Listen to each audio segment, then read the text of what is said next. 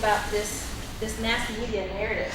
And again, others who study this say that the media can focus so much on one set of negative activities that they refuse to report on all the other details of that place. It shapes the narrative, and again, it's this institutional power shaping how we talk about cities, how we talk about people, how we talk about communities, right? So this mass media narrative that I got was very limited to those kind of really negative and really scary images. Then I got here, and I lived downtown the first year, and I thought, they're parking their cars in the middle of the street and like having a good time, and all these people are running by. I thought it was dang, all these people are running by, what's going on? Went to the best farmer's market I've ever been to in any city that I've ever lived in, and I thought, oh, this is a gym. So then I started saying, well, what else didn't they tell me? Because they sure enough told me one story, but they missed out on something else. When I got here, there was a news article that came out in late 2012 talking about Flint being the most apocalyptic city in the country, right? What? Most apocalyptic city in the country, right? And it was written by someone who never ever set foot in Flint. This person wrote this article from New York City. And at the end of that year, when people saw that story, they created this hashtag called Flint Love. And if you look for it on Twitter or Facebook, you'll see people responding to that by saying, wait, there's more to Flint than that story has been told.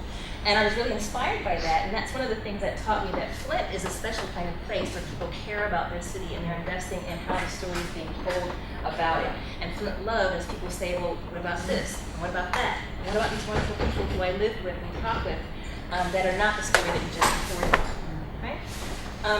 So when I started looking at, so we've done a series of interviews, and when I started looking at the interviews with people talking about that experience, people start saying things like, we experience that as violence against us, right? Why are you beating up on us with these negative stories? People who are not even invested in the city, they come in, like that article, the most apocalyptic article, the person never even came to the city. But somehow they're invested in telling this negative story about a place they've never been to or a place that they don't care about. And again, here's the power of stories. We all know it with the border crisis, that someone told a story about the city that they didn't need to care about us, they didn't need to think about our needs, and we see the result of that. But people from a distance will beat up on you because of this kind of image that they have of the city. So all of that's to say, I'm into this work with oral histories because the story we know is important, and we know the story has real impacts on people's lives. And so the question I have now is, how do we push back against that? And so the Vehicle City Voices Project is a project I created the second year that I got here in 2012, actually 12 months after I got here. And again, I started out this project trying to be a linguist, right? Okay, we're gonna study dialect in Flint. How do people talk? What's the grammar like? And again, as I started asking people more about their lives, I was like, wait a minute, the grammar stuff is boring. I don't care about grammar. I want to hear about the stories themselves.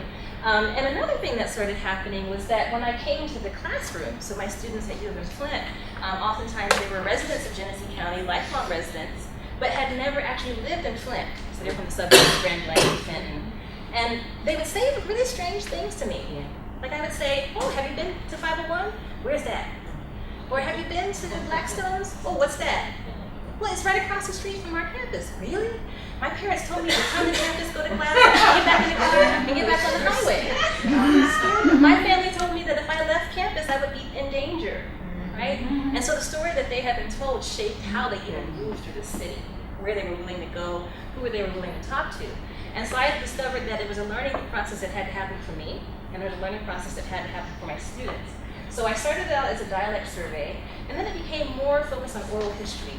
Tell us stories about the city, the stories that we hadn't heard before, and how do those stories reflect the multiple realities of Flint. Students in the first round, I partnered with Flint Club. It's a community pride organization. We partnered with them the very first semester, and Kathy Lancaster from Flint Club was really wonderful help in helping us identify the first round of interviewees. So we found people who we thought would be prominent, people who should be captured, and whose stories should be captured. And the students went out, they're really cute. I trained them in how to do interviews, how to work the recorder, and they went to a quiet room and they did their interviews that first year. And some of them were not so good, but I really appreciated their efforts. And as we went on, we did interviews with different classes. So some grad students did interviews. I did interviews with other classes. And now we're at about 60 or so interviews that we've collected since 2012. And the students use the interviews in various class projects, but most importantly, they get to see a different story about Flint. So they collect the interviews and they all come back and say, wow, that person's so amazing, and I learned something about this part of the city I never knew existed, right? So they're getting this kind of learning process. They're collecting data. And then ultimately, the Vehicle City Voices stories, my plan is to make them available to the public so that even for members of the community who may not have heard these stories can then learn something or reflect on some experiences that other people have had in the city. So again, it's meant to be an oral history archive, and we're still working on expanding and creating the infrastructure for that. So what I'll do is share a couple of the broader stories that we've heard, and then I'll focus more on the African American stories and some of the themes that are showing up there. So again, as we hear these stories, we discover places that we didn't even know existed. So Smith Bridgman's Miller Arcade, is anyone familiar with those places, right? And I believe they were in the place of the Flat Lot. Was the Flat Lot? Were they downtown? Yes. Right? So they don't exist anymore. No? Where were they? They were further down. Okay. Further Well, south. the person who describes it, so again, by Cresty. Oh, the Cresty buildings were flat. Smith Bridgman's was by the restaurant, right? No, Smith Bridgman was a store. Yeah, no, but the restaurant that now sits there, Blackstone. Blackstone Smith Bridgman. was Smith Bridgman. Ah, okay. So she talks about Smith Bridgman's not being there, Miller Arcade, and then the Kresge building. One of the elders that we interviewed from the 1930s talks about their experiences. So why don't I play the story of the Kresge building, because I just love listening to this elder talk, and she told me kind of funny story. Well, when we got a little older, my sister and I used to get a ride to Fenton and take a bus into Flint. And we could spend the whole day in there just looking around and shopping. And by that time, there were more restaurants, but a lot of times we still ended up going back to the Kresge store because they really had good food at that time, which hasn't been in Flint for many years now. Oh, definitely. We used to stand, sometimes another girlfriend of ours would go with us, and we used to stand on one of the main corners on Saginaw Street, and just to be little devils, I guess, we'd stand there, and the streets and sidewalks were a little bit busier at that time, and we would stand there, the three of us, and look up in the air like we were really looking at something, and there would be nothing there. And the next thing you knew, we would have a whole gang of people looking up and wondering what we were seeing. Oh my, yes. They used to ask, and we'd say, well, can't you see it? Yes, we do. Oh, not the best kids sometimes, but like. So even our elders have jokes, right? And here that they have this really intimate experience downtown, having fun. This elder talked a lot about a neighborhood that was cut through by the Highway 475, her house that no longer exists anymore, right? So when we collect these stories, we're talking about places that I would never know about, or people from the generations following would never know even existed, but we capture the essence of those places in the stories that are told.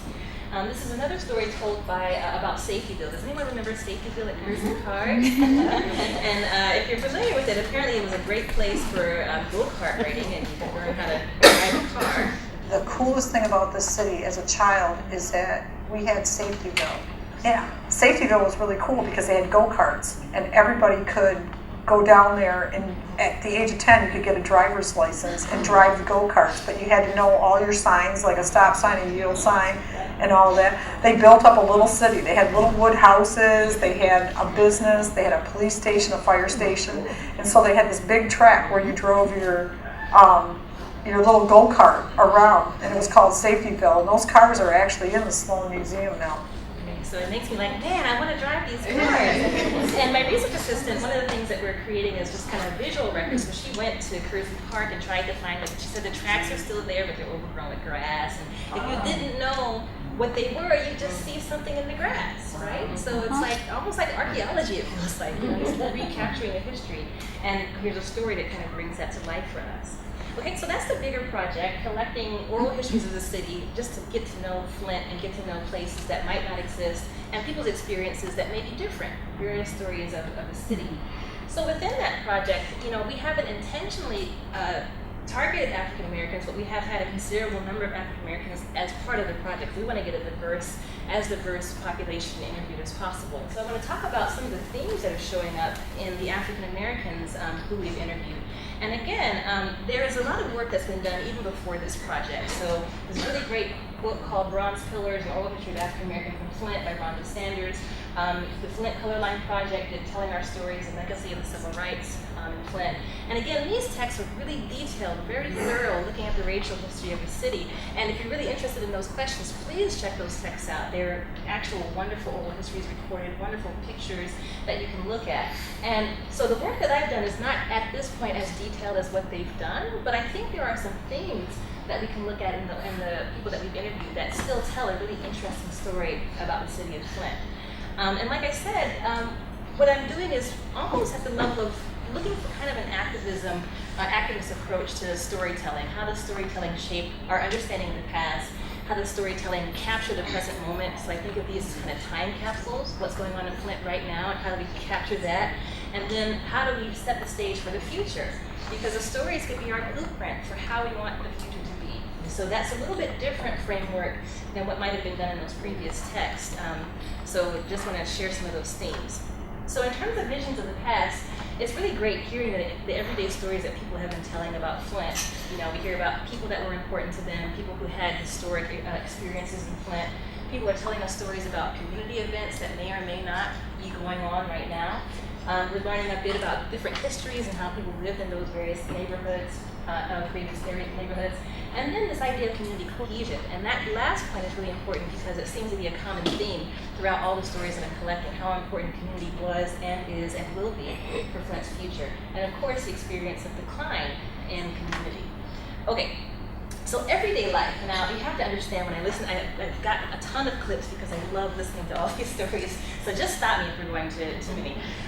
But this is a set of stories about downtown, and it's told by people born in the 50s and the 70s. And they talk about a very vibrant downtown. And again, it's very different than my experience. And when I came here, people told me just years before I got here, it was empty, boarded up, nothing going on.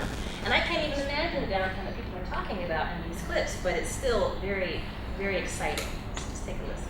My mom would catch the white bus with the green stripe on the side downtown on a Saturday morning and going to SS Kresge's and eating at the counter and turning around and getting that freshly made break your bad teeth out caramel corn. You have a wiggly tooth, get a bag of that caramel corn. It wouldn't be wiggly no more. It would be in the caramel corn, picking it out. And I remember the lady used to make it. She had that great big old copper kettle, and she'd put the freshly popped popcorn in there and then pour the caramel, and she had this big old boat oar, and she would stir it and then just break off chunks and put it in bags, and that was what you got. I remember Smith Bridgman's, and they had at Christmas time, they had the kitty store on the 3rd or 4th floor. You take, and then everything in the little kitty store nothing was over $1 or $2. And you would go and spend your little allowance. Okay. So does anyone remember this store and spending the dollars and being a little kid, right? And again, it's a very different image of downtown than what I have, right? Very vibrant, very, very engaged. Don't get the candy corn if your teeth are jacked up, though. And again, another speaker talking about his experience downtown. Well, I remember at a young age, we go downtown, and it was a very vibrant community. I mean, downtown had 3 anchor stores. We had Sears, we had JCPenney, Montgomery Ward's. You'd go down there, you'd go shopping. That's where the center of shopping was there. It wasn't out on Miller Road in Flint Township. It was right in the city of Flint. And I just remember it was very busy. We had a lot of traffic jams. Traffic was always heavy because you had your General Motors plants going. So between 6 and 8 in the morning and 2 and 4 in the afternoon, you had traffic jams all over Flint. Detroit Street, DuPont, Saginaw Street. That's one of the reasons why they built Interstate 475 to alleviate some of the traffic problems here. And again, they're giving this very vibrant image of downtown and the city, right? And for me, traffic jams is what happens at like 4 o'clock when everyone's at the red light on campus. Like a serious traffic jam, right? Very vibrant city. And again, for someone, for me, who's never been in Flint in that time period, it's just wonderful to imagine and maybe recapture that image of the city. Other people talk about athletics and those locations that are important. This person, the first person, is really active sports enthusiast and talks about Burston Fieldhouse, the actual physicality of the building and its smells, and some of the local rivalries between the different schools. Very old building. I'm talking about early 1900s. It even smelled like an old building. You know, they did a few renovations in there, but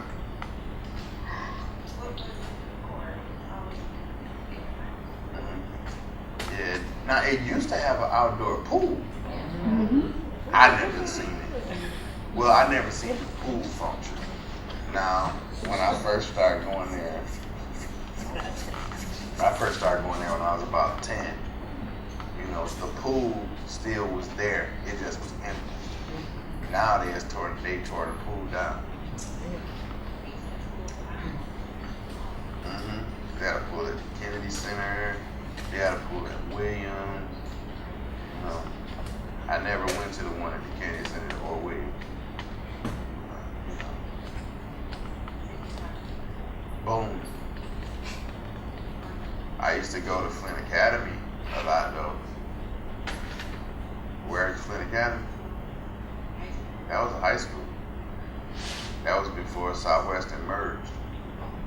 You know, that was right there next door to Garfield. You know, it's a football field and a track behind Garfield. That belonged to Flint Academy. You know, I used to go for The volume is a little bit hard to hear. He goes on to talk about a rivalry between Northwestern and Southwestern. It's going north. It's still going on, right? And one of his other clips is there are still elders who have nobody going to that school who show up just because these two schools are playing, right? So he talks a lot about that pride and the rivalry between the various schools, the various athletic locations. The last speaker talks about sports in general and about how they use, again, this theme of cohesion and community building. Playing sports was a way of connecting with other kids in the neighborhood. But even though we fought, we had a sense of community.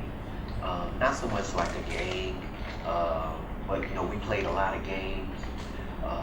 Our neighborhood produced, I'd say, maybe 20 professional athletes, and I'm talking like a couple streets.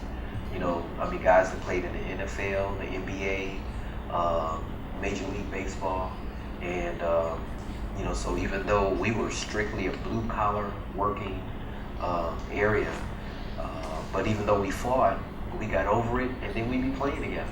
So, you know, fighting was the bad part, but playing and having that tough blue-collar attitude, you know, that when you get on this court, you better bring your A game because we come to play, and we're not turning the ball over. Our team is, you know, back then we played pickup basketball, where if you won, you stayed on the court. If you lost, you got off the court, then you had to wait several games before you could play again. But when we got on the court, we're not leaving tonight. You know, we would, you know, play our hearts out from dusk to dawn. So we had a pride. We didn't care where you were from, but you know, when you know, we had certain places in the community.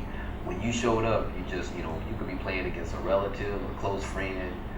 When you get on this court, don't misunderstand. You better bring your best because we're coming with ours, you know. And you either got embarrassed, you know. It kind of lifted the level of play really for all of us. So again, play and community, and you'll see this again in a couple of the stories. People talk about those moments, those places, those kind of settings that brought people together and allowed them to interact and build this kind of shared experience. People talk about their family and about, you know, important family members. So the first speaker, this last speaker we just heard, talked about his father, a journeyman tool and die maker who is also very entrepreneurial. So he would come to work and sell snacks at work. Right? And we talked about how that taught him the importance of money in his father's life. The last speaker talks about a person that is a historic figure in his mind because of their business. My great-grandmother was the first licensed African-American beautician in Genesee County. That was 1940. The reason why I know that is because she had a business card. And you could get a wash and a press for $1. Wash and a press for $1, right? It was the 1940s. And, that's right. When was the last time you could get a wash and a press for $1? I don't know. Right, but again, people are recounting these important moments with various friends and family, and again, some of the historical significance of the people in their lives. What's also interesting in the everyday life stories is I'm getting snippets about racism, and what's interesting and maybe something that we'll have to dig in further as we go, not a lot of people are talking explicitly about race and racism, and it could be because we haven't asked those questions. But as a majority city now, we do wonder, how has race and racism impacted the crime and poverty and inequality that people experience, environmental racism and that kind of thing. But still, people give very different visions of their experience of race and racism. This first speaker is an elder born in 1921, talking about the kind of neutrality of race and racial experiences that he had here. But we have never had any problems with any other race of people. From our standpoint, we've been embraced by every group we've met. We've been invited places, and sometimes we were the only blacks. My wife had difficulty not here in Flint, but there was a school conference up in the UP at one point, and she and another black teacher went up, and I recall very distinctly, and one of the restaurants up there, they wouldn't serve them. But when they came back here, they reported to the school what happened, and the school got in touch with them and got an apology, and this will never happen again, and that kind of thing. So in this case, the immediate experience of the resident was not to experience race or racism, but it's something that they describe experiencing in other parts of the state.